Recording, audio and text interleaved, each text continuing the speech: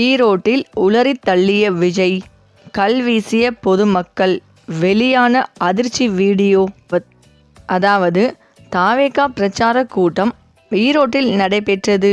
கரூர் சம்பவத்திற்கு பிறகு தாவேகா தமிழ்நாட்டில் நடக்கும் முதல் கூட்டம் என்பதால் இது அதிகம் கவனிக்கப்பட்டது. செங்கோட்டையன் வந்த பிறகு நடக்கும் இந்த கூட்டத்தில் பல்வேறு மாற்றங்களை பார்க்க முடிந்தது. இது குறித்து பார்ப்போம்.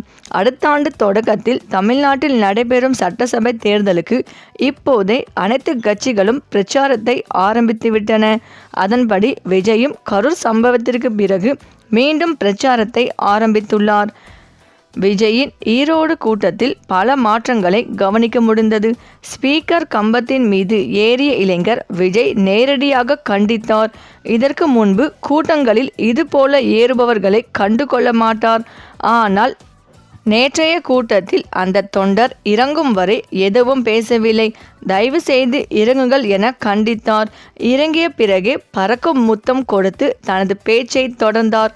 சட்ட ரீதியாகவும் நேற்றைய கூட்டத்தில் இரு முக்கிய மாற்றங்கள் நடந்திருந்தது. பொதுவாக திமுக, அதிமுக உள்ளிட்ட அரசியல் கட்சிகள் ஒரு இடத்தில் கூட்டத்தை நடத்தினால் அந்த பகுதியில் மாவட்ட செயலாளர் அந்த கூட்டத்தில் மேடையில் பேசுவார். மாவட்ட செயலாளருக்கு உள்ளூர் செல்வாக்கு இருக்கும் என்பதால் மாவட்ட செயலாளர்களின் பேச்சும் கூட்டங்களில் கவனிக்கப்படும். ஆனால் விஜயின் கடந்த கால கூட்டங்களை பார்த்தோம் என்றால் பெரிதாக எங்கும் மாவட்ட செயலாளருக்கு முக்கியத்துவம் கொடுக்கப்பட்டு இருக்காது. புஸ்ஸி ஆனந்த், ஆதவ் அர்ஜுனா மட்டுமே பேசுவார்கள். சில நேரம் அருண்ராஜ் பேசுவார்கள். பிறகு கடைசியாக வந்து விஜய் பேசுவார். அதை தாண்டி உள்ளூர் நிர்வாகிகளுக்கு பேச வாய்ப்பு தரப்படாது. இருப்பினும் நேற்றைய தினம் விஜய் பேசுவதற்கு முன்பு ஈரோடு தாவேகா மாவட்ட செயலாளர் பேசியிருந்தார்.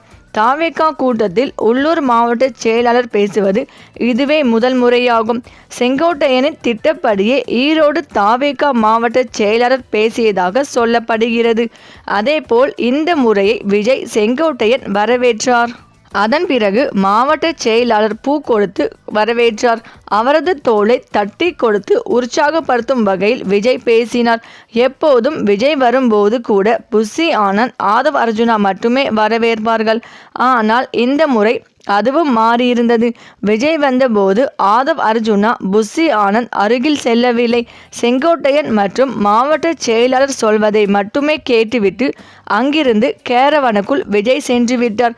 எந்த ஒரு கட்சியாக இருந்தாலும் அமைப்பு ரீதியாக கட்சியை வலுப்படுத்த வேண்டும் என்றால் மாவட்ட செயலாளர்களுக்கு முக்கியத்துவம் தரப்பட வேண்டும். அது விஜய் கட்சியில் இப்போதுதான் தெரிய ஆரம்பித்துள்ளது. அதற்கு முக்கிய காரணமே செங்கோட்டையன் தான் என்கிறார்கள். அரசியல் கூட்டங்கள் எப்படி நடத்த வேண்டும் என்பதை விஜய் கட்சியினருக்கு பாடம் எடுப்பது போல இந்த கூட்டத்தை செங்கோட்டையன் நடத்தி இருக்கிறார். விஜய்க்கு மாநிலம் முழுக்க ரசிகர்கள் இருந்தாலும் கட்சி ரீதியாக, அமைப்பு ரீதியாக தாவேகா பலவீனமாக இருப்பதாகவே சொல்லி வந்தனர். ஆனால் விஜய் கட்சியில் செங்கோட்டையன் வந்த பிறகு மாற்றம் ஏற்பட ஆரம்பித்து விட்டதை இது காட்டுகிறது. மேலும் தமிழ்நாட்டில் மாணவர்கள் இடைநிற்றல் சதவீதம் 2017-18 செங்கோட்டையன் பள்ளி கல்வித்துறை அமைச்சராக இருந்தபோதுதான் அதிகமாக இருந்தது என்று அமைச்சர் அன்பில் மகேஷ் தெரிவித்துள்ளார். விஜய் பழைய செய்திகளை வைத்து பேசுவதாக கூறிய அன்பில் மகேஷ் கொஞ்சம் அப்டேட் ஆக வேண்டும் என்று கூறியுள்ளார். ஈரோட்டில் தாவேகா தலைவர் விஜய் பேசுகையில் திமுக ஒரு தீய சக்தி என்று ஆவேசமாக விமர்சித்தார்.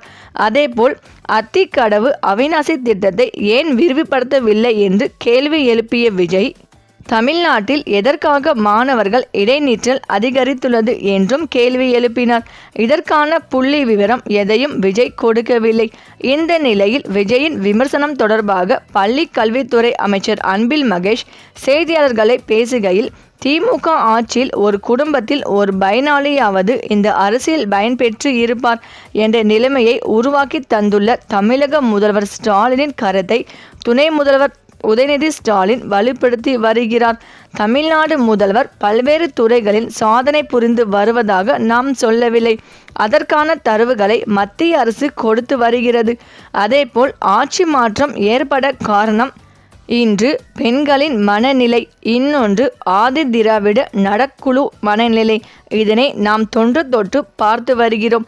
இன்றைய பெண்களின் மனநிலை, மகளிர் உதவித்தொகை, விடியல் பயணம் மூலம் அனைத்து தாய்மார்களின் மனதிலும் முதல்வர் ஸ்டாலின் நின்றுவிட்டார். முதல்வர் ஸ்டாலின் ஜாதிய ரீதியிலான பாடுபாடுகளை தகர்த்தெறியும் வண்ணம் காலனி என்ற சொல் இருக்கக்கூடாது என்ற அரசாணை வெளியிட்டார்.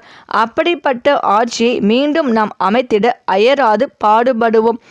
வரைவு வாக்காளர் பட்டியலில் இருந்து யார் எதற்காக நீக்கப்பட்டார்கள் என்ற விவரங்களை சேகரித்து அவர்களை வாக்காளர் பட்டியலில் இணைப்பதற்கான நடவடிக்கைகள் எடுக்கப்படும். ஈரோட்டில் விஜய் பேசும்போது தமிழ்நாட்டில் பள்ளி இடைநிற்றல் அதிகமாக உள்ளது என்றார். அது எனக்கு வருத்தம் அளிக்கிறது. அதிமுக ஆட்சி காலத்தில் 2017-18 ஆண்டில் பள்ளி கல்வித்துறை அமைச்சராக செங்கோட்டையன் இருந்த காலத்தில் இதன் சதவிகிதம் 16 இருந்தது. தற்போது அந்த சதவீதம் 7.7 குறைக்கப்பட்டுள்ளது. இந்த தகவல் கடந்த 4 மாதங்களுக்கு முன்பு வந்த செய்தி. அப்போதே அதற்கான விளக்கமும் அளிக்கப்பட்டுள்ளது. பழைய தகவல்களை வைத்து கொண்டு தாவேகா தலைவர் விஜய் திமுக அரசை குறை கூறி வருகிறார். அதனால் விஜய் தன்னை அப்டேட் செய்து கொள்ள வேண்டும் என்று தெரிவித்துள்ளார் அன்பில் மகேஷ்.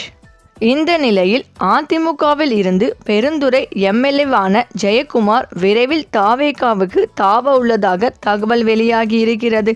செங்கோட்டையனின் தீவிர விசுவாசியான ஜெயக்குமாருக்கு இம்முறை சீட்டு கிடைக்காது என்று சொல்லப்படுவதால் அவரை தேர்தல் நெருங்கும் போது தாவேகாவில் இணைக்க செங்கோட்டையன் முயற்சித்து வருவதாக கூறப்படுகிறது. ஈரோடு மாவட்டத்தில் நடைபெற்ற தாவேகா பொதுக்கூட்டத்தில் விஜய் பேசுகையில், அண்ணன் செங்கோட்டையனை போல இன்னும் பலரும் தாவேகாவில் இணைய உள்ளார்கள். அப்படி வருவோருக்கு உரிய மரியாதை அளிக்கப்படும் என்று கூறியிருந்தார். விஜயின் இந்த பேச்சு கொங்கு மண்டல தலைவர்களிடையே பேசு பொருளாகி இருக்கிறது. ஏற்கனவே ஈரோடு மாவட்டத்தின் முக்கிய தலைவரான செங்கோட்டையன் தாவேகாவில் முக்கிய பொறுப்பில் இருக்கிறார்.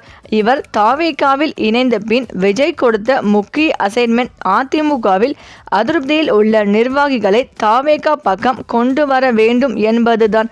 அதற்கான முதல் கட்டமாகவே ஈரோடு பொதுக்கூட்டம் அமைந்துள்ளது. இதற்கான பணிகளில் செங்கோட்டையனும் தீவிரமாக இருக்கிறார். முதல் கட்டமாக தனக்கு செல்வாக்கு அதிகமுள்ள ஈரோடு மாவட்டத்தில் உள்ள முக்கிய பிரமுகர்களிடம் செங்கோட்டையன் பேசி வருவது தெரிய வந்துள்ளது. அந்த வகையில் தாவேகா பொதுக்கூட்டம் நடந்த பெருந்துறை தொகுதி எம்எல்ஏ ஜெயக்குமார் விரைவில் தாவேகா பக்கம் செல்ல உள்ளதாக சொல்லப்படுகிறது.